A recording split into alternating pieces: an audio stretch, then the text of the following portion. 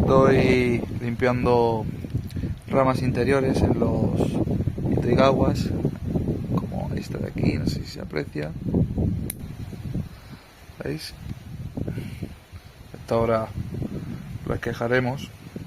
Y bueno, esto lo hago para no restarle vigor a las ramas que me interesa que sigan creciendo y que siga engordando el tronco y no me provoquen abultamientos donde no lo necesito.